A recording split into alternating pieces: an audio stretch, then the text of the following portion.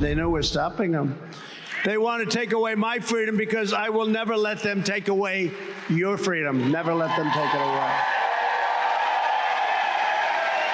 They want to silence me because I will never let them silence you. And in the end, they're not after me, they're after you, but I just happen to be standing in their way, and I will always be in their way. This is not a campaign, this is a movement. There you've got former president yesterday in Iowa, and now you're looking live at Midtown Manhattan. That is Trump Tower, and the former president very shortly will be leaving because at 10 o'clock this morning, Foley Square, Lower Manhattan, his trial is going to start today. Eventually, Donald Trump is expected to take the stand. He faces a lawsuit that accuses him of inflating the value of his assets to get better deals from banks. And the government alleges that he crossed the line into fraud. Actually, the justice who is overseeing this agreed last week and said fraud was committed. And now, essentially, the former president is being stripped of his business licenses if he loses and control over his New York property. So this is what this means, that his two sons and Donald Trump would not be able to do business here in New York. They would have to sell their properties. The judge ordered the cancellation of the certificates that allow all of them to do business here in New York. And this makes it easier for Letitia James, our attorney general, to establish damages today in court. And that's why they're going to court this morning. Go ahead, Brian. There are no damages. The damages would be to the banks and insurance companies on a regular basis, on a small level. If you're grieving your taxes, you talk about how you don't have a garage or a basement. If you're selling your home, you talk about what a great retail you have and you've got a pool and a beautiful yard. This is what people do on a daily basis. And these are the same businesses that he had when he was hosting The Apprentice and thought about running. But the minute he ran and won, Letitia James and all these politicians feel as though they could make hay and make a name for themselves by taking him on. And now this, to me, is the most egregious example of political targeting. The next one they're going after is Elon Musk. It's already started.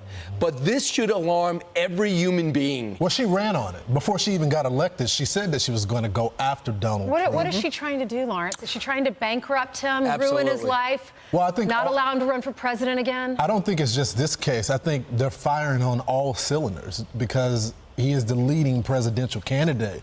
And just to build on Brian's point, that all businesses do it. It's not just like you give your word and then that's the end of the story. The banks got to do their due diligence. Exactly. They check this up. So are they liable as well for giving him the loans as well? We all know. I mean, Steve, you spend a lot of time down in the Palm Beach area. We all do. And they're saying that he's inflated his property. They're saying it's only worth, what, Brian, $18 million? It's unbelievable. Y'all, you cannot buy a beachfront piece of land where his house is unless you spend $100 million, maybe even more. Well, it's not worth $18 million. You can barely buy a townhouse for $18 million. Between 15 and 100 times that. Here's the thing about that Palm Beach property, and it is beautiful. It's right on the ocean. It's the best piece of property down there. It really is. But here's the thing. Long ago, that was zoned as a club. And club values are different than if it were divvied up, turned into private residential plots. There was an item I read over the weekend that said that in 2020, Donald Trump, with the tax people of Palm Beach County, agreed that the value of Mar-a-Lago is $28 million.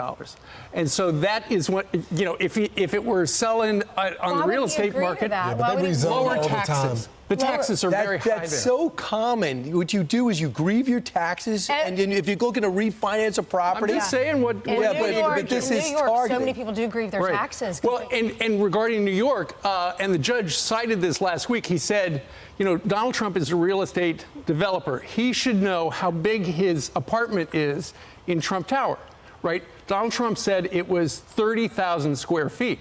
It's actually just 11,000 square feet. Forget about the carjacking. Donald Trump inflated the size of his apartment. Well, my goodness, put him in jail. It's the trial. So anyway, the judge wrote a discrepancy of this order of magnitude by a real estate developer sizing up his own living space of decades can only be considered fraud. And that is one of the reasons why this justice, who he's going to sit in front of for the next month or two, said essentially, you've already committed I love fraud. what he said, though. This should alarm everybody. No, but it's your turn, Lawrence. All right. No, it's fine. But hold on, can I say one thing? I love what he said, though, in the microphone yesterday. He was in Iowa, and he said, I consider it an honor because I'm being indicted for you. Right. He also accused the judge and the attorney general, both Democrats, of a political crusade. He called the judge deranged and the attorney general a racist. I think American people can see clearly what's happening right now. All right, let's see if we can. I'm Steve Ducey. I'm Brian Kilmeade. And I'm Ainsley Earhart. And click here to subscribe to the Fox News YouTube page to catch our hottest interviews and most compelling analysis.